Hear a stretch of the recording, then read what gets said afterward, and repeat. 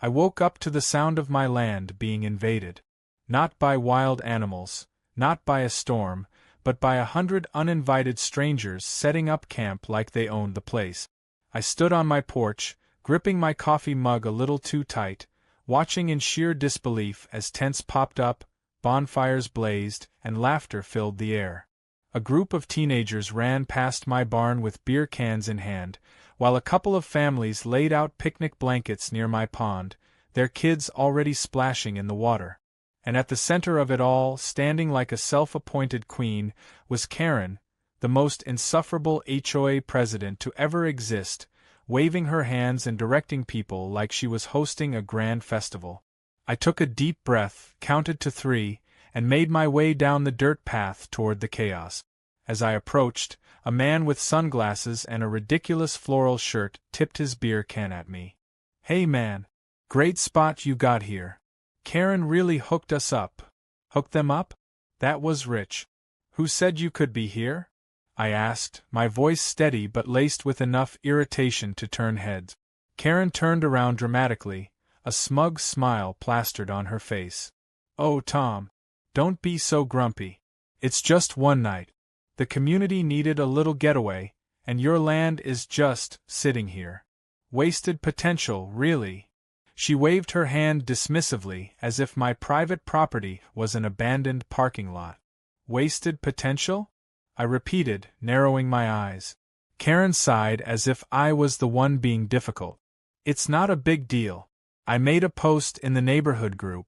Everyone was so excited about camping out here. Fresh air, a little nature, what's the harm?" I inhaled sharply, pushing down the urge to remind her that this land had been in my family for generations, that every inch of it had been worked on, built, and protected with sweat and effort. But Karen never listened to things like that. She only heard what she wanted to hear. "And what part of that post included my permission?" I asked. She laughed, actually laughed, like I was the crazy one. "Oh Tom, don't be so possessive. It's just land. And anyway, everyone's already here. What do you want me to do? Send them all home?" She gestured around dramatically, and a few campers stopped to listen in, murmuring among themselves. "Yes, that's exactly what I want," I said flatly. Karen's face twitched just slightly, that flicker of irritation she always got when someone dared to challenge her. But then she tilted her chin up and put on that practiced, patronizing tone. "Look, it's just one night. Don't be such a stick in the mud. We'll be gone in the morning, and no harm done." I glanced around at the beer cans already littering the ground, the smoke rising from an unauthorized bonfire, and the man currently hammering a tent stake directly into the roots of one of my oldest oak trees. "No harm done," I echoed, my patience wearing thinner by the second. Karen rolled her eyes. "Ugh, you're being dramatic. The HOA board fully supports community events like this." I smirked. "Well, that's funny, Karen. Because my land isn't part of the HOA." For the first time, I saw a flicker of doubt in her eyes. A quick moment of realization that she might have stepped over a line. But Karen was never one to admit defeat so easily. "Oh, technicalities," she huffed. "But it's all about the spirit of the community, right?" I folded my arms, letting the silence stretch long enough for her to feel it. She waved a hand as if brushing away my concerns. "Oh, lighten up, Tom. It's not like you even use this land for anything important. What's the harm in sharing it for one night?"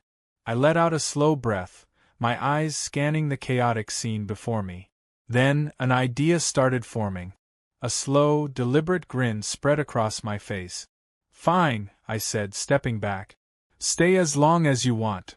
Karen blinked, clearly expecting more of a fight. "Wait, really?" I nodded, my smirk deepening. "Sure. But I hope you and your guests are early risers." She frowned slightly, trying to read between the lines. But the lure of a victory was too strong for her to question it. She gave me a satisfied nod and turned back to the crowd. "See, everyone? No problem at all. Let the camping begin." I watched as they cheered, oblivious to what was coming. The night unfolded exactly how I expected, loud music, drunken laughter, and enough stupidity to make me reconsider the intelligence of my neighbors. A group of men took it upon themselves to borrow firewood, which just so happened to be my fence post. Someone set up a grill dangerously close to my barn, and if I hadn't been watching, I would have woken up to a disaster. By midnight, most of them had passed out in their tents, the music finally dying down. I stood at my window, looking over the field of intruders, my mind already set on what I had planned for sunrise. Because Karen and her merry band of trespassers had made one fatal mistake. They had camped on the wrong side of my land, the side where my bulls roamed. I could already see it now. The sun barely cresting over the horizon, the first groggy campers stumbling out of their tents, only to find themselves face to face with a herd of my biggest, most energetic bulls, released at the perfect moment. I took one last sip of my coffee and went to bed with a smile on my face. Tomorrow was going to be fun. The night stretched on, filled with the kind of noise that made my skin crawl. Beer cans clinked, music blared, and every few minutes, someone let out a drunken whoop like they had just discovered fire.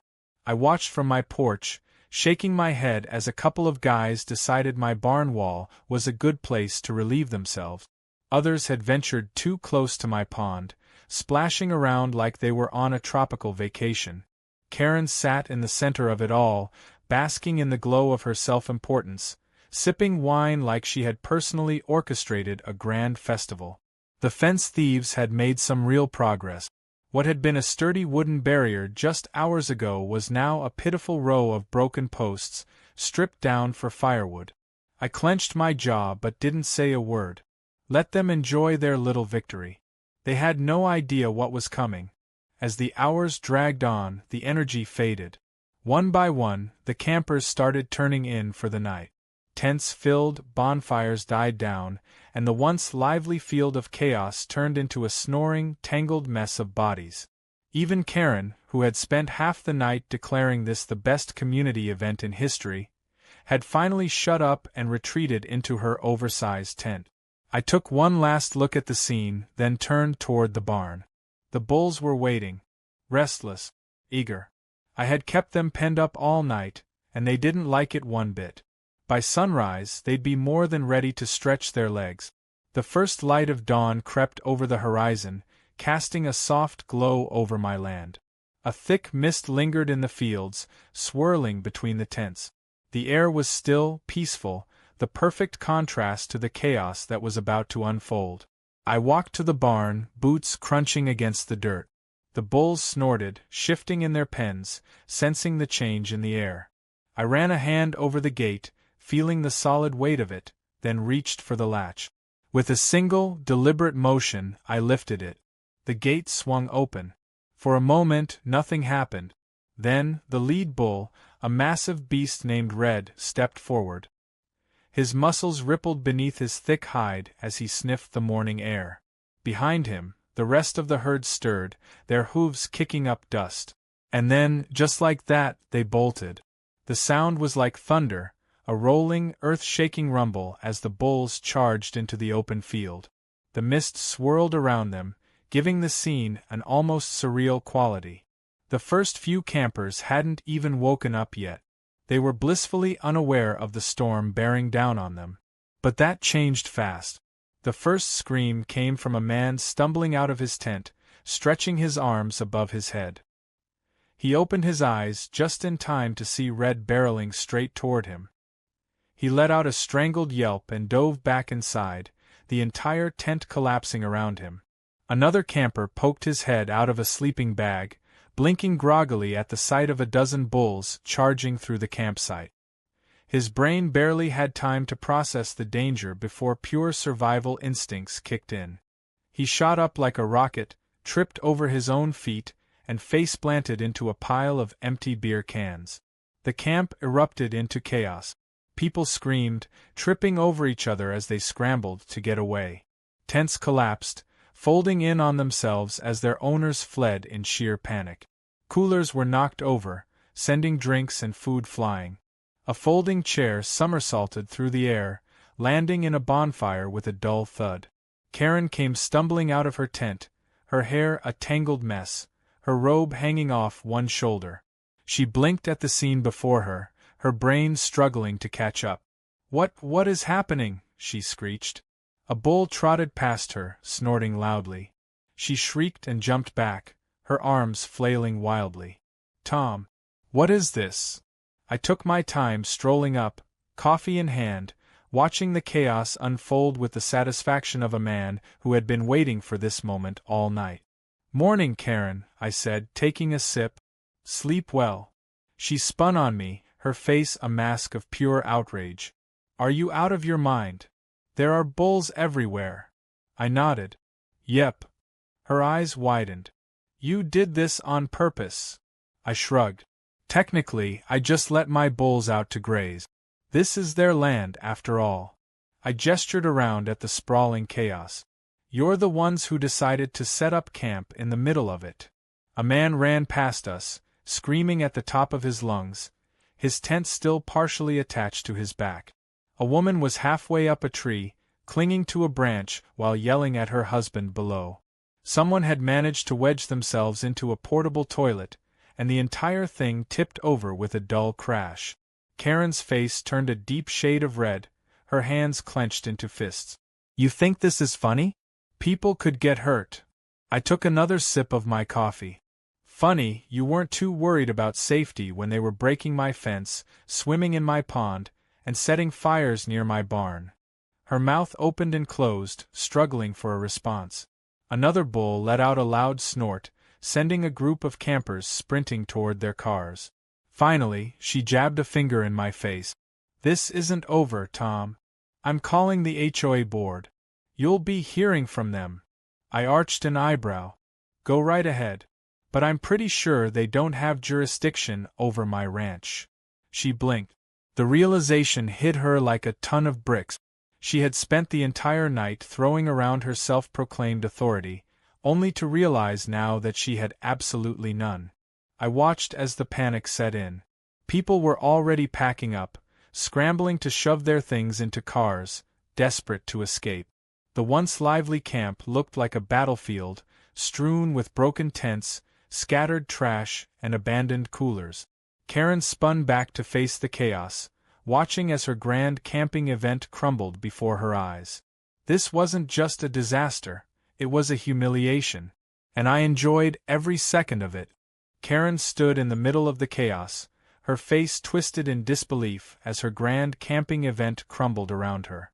The once celebratory campers were now a scrambling, shrieking mess, dragging their half-packed bags toward their cars, some still tangled in tent ropes, others desperately trying to salvage their belongings from the stampeding bulls. The loud hum of engines revving filled the air as people abandoned whatever wasn't worth the risk, peeling out of my land as fast as their tires could take them. A man tripped over a cooler, sending ice and soda cans flying.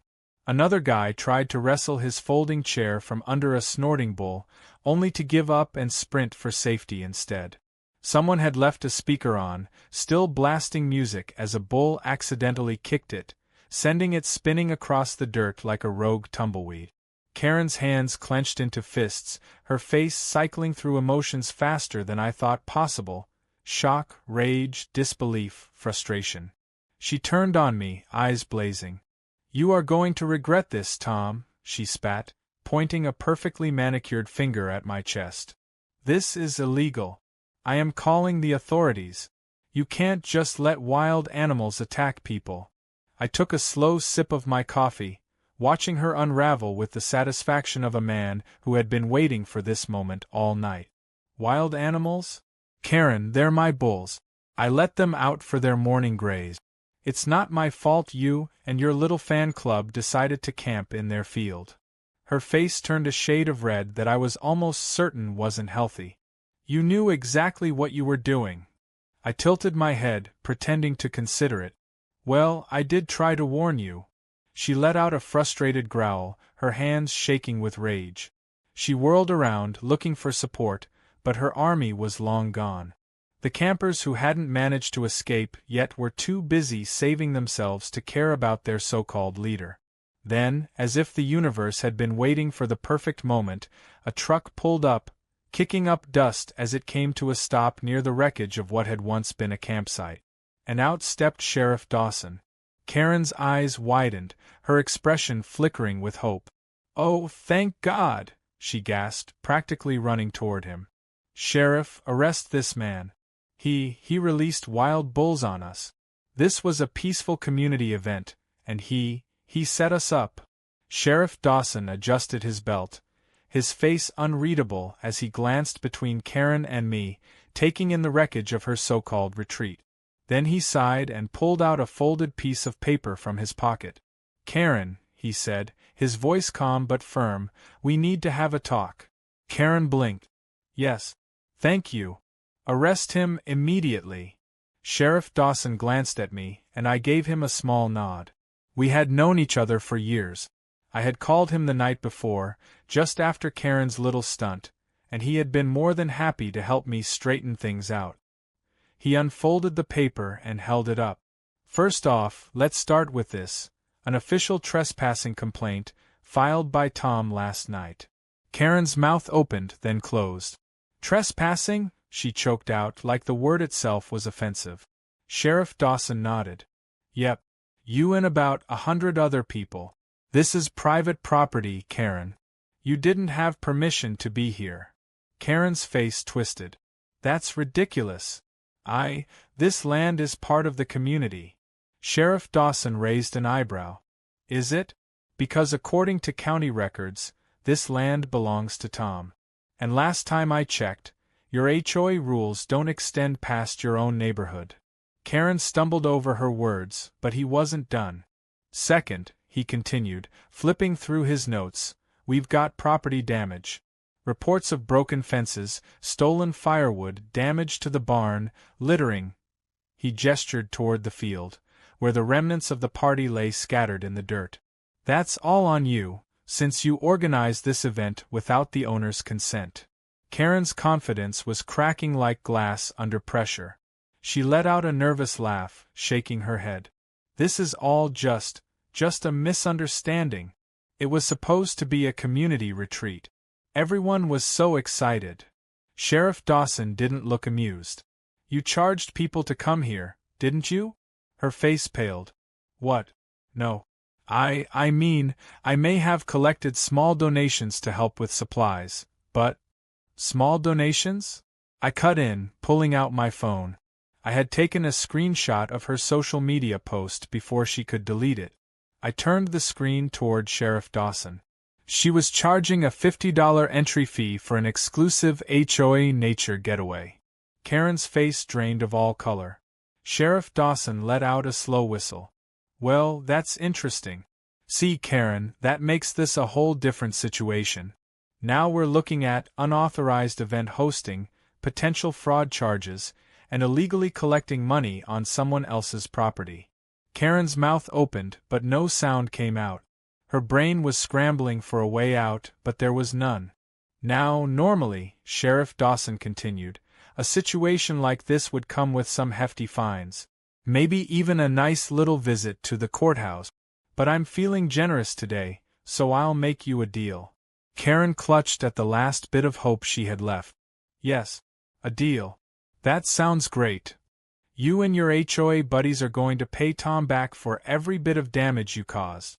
Every fence post, every piece of trash, every bit of destruction you left behind. And," he added, giving her a pointed look, "you are never to set foot on this land again without permission." Karen swallowed hard, her eyes darting around as if searching for a way out. There was none. "And if I refuse?" she whispered, her voice small. Sheriff Dawson smiled. "Then I process these complaints, and you can explain yourself to a judge." Silence. Then Karen, for the first time in her life, made the smart choice.